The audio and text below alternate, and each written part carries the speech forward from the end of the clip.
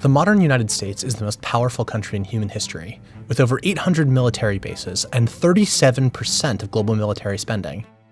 The US has become the leader of a vast, interconnected global system that has helped usher in an era of unprecedented prosperity and low levels of conflict. To understand America's position in the world, and why it's so pivotal for world politics as we know it, you have to go back to the country's founding, back to when America wasn't a global power in any sense of the word. During the first 70 years of its existence, the United States expanded in both territory and influence in North America, eventually reaching the Pacific Ocean, in a wave of expansionism that resulted in the wholesale slaughter of the indigenous people who populated the continent. But early Americans were deeply divided as to whether the country should expand beyond the Pacific and Atlantic Oceans. This became a major debate after the Civil War, when some leaders, like post-war Secretary of State Seward, argued that America should push to become a global power. Seward succeeded in pushing a plan to purchase Alaska from Russia, but his attempts to buy Greenland and Iceland, as well as annexed territory in the Caribbean, were all blocked by Congress. That's because some Americans, including many on Capitol Hill, had a strong anti-imperialist bent. These people worried about America getting more involved in global politics, as well as having to integrate populations from quote-unquote inferior races. And this opposition implied major checks on the imperialist urge to expand.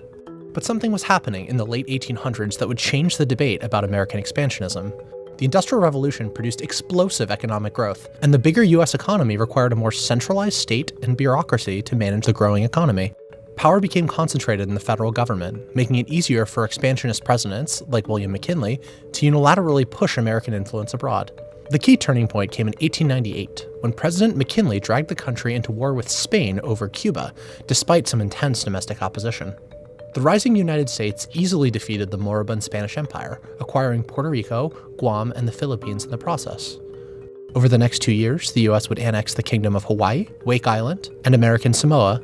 A few years later, the US took control of the Panama Canal Zone and sent troops to occupy the Dominican Republic. It also purchased the American Virgin Islands. This period of rapid acquisition of far-flung territories put the US on the map as a truly global power. During this time, America also began using its influence to protect its growing commercial and military interests abroad, installing pro-American regimes in places like Nicaragua, and playing a major role in international diplomacy regarding the Western presence in China. World War I showed just how much America's influence had grown. Not only was American intervention a decisive factor in the war's end, but President Wilson attended the Paris Peace Conference, which ended the war, and attempted to set the terms of the peace. He spearheaded America's most ambitious foreign policy initiative yet, an international organization called the League of Nations, designed to promote peace and cooperation globally. The League, a wholesale effort to remake global politics, showed just how ambitious American foreign policy had become. Yet isolationism was still a major force in the United States. Congress blocked the United States from joining the League of Nations, dooming Wilson's project. During the Great Depression and the rise of Hitler, the US was much more focused on its own region than on European affairs. Ultimately, America's ever-growing entanglements abroad made it impossible for it to stay out of global affairs entirely. In East Asia, the growing Japanese Empire posed a direct threat to American possessions and troops, bringing the United States and Japan into conflict. This culminated in the Pearl Harbor attack, bringing the United States into World War II. World War II would transform America's global presence forever. The United States was the only major power to avoid economic ruin during the war, and it was the sole country equipped with atomic weapons. As such, it was in a unique position to set the terms of the peace, and, with the aim of preventing another war in mind, it took advantage. The most famous example of this is the creation of the United Nations. The UN Charter set up a system of international law prohibiting wars of conquest, like the ones waged by the Nazis and the Japanese. It also served as a forum in which the international community could weigh in on disputes and help resolve them. This way, the Americans hoped, great powers could resolve their differences through compromise and law rather than war. But while the UN is the most famous of the post-war institutions, it isn't the only one. 730 delegates from all 44 allied nations came together in a small vacation haven in New Hampshire. Their goal? To establish a global financial system that would prevent another Great Depression and World War. The resulting agreement, called the Bretton Woods Agreement, ultimately became the backbone of the global financial system, resulting in the World Bank and the International Monetary Fund. By creating these institutions, the United States committed itself to being deeply involved in the world's problems. The issue, though, is that the world's second largest power, the Soviet Union, saw things differently. World War II had made allies out of the democratic West and communist East in the fight against Hitler, but that couldn't last. The United States saw Soviet expansion in Eastern Europe and elsewhere as a direct threat to its vision of a free-trading, democratic world.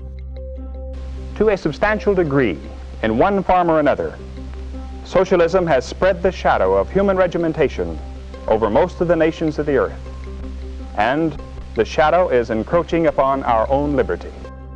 Fearful of Soviet intentions towards Western Europe, the US and other European nations created the North Atlantic Treaty Organization, a military alliance meant to stop Russia from invading other countries in Europe. Globally, the US committed to a strategy called containment, so called because it was aimed at containing the spread of communism everywhere on the globe.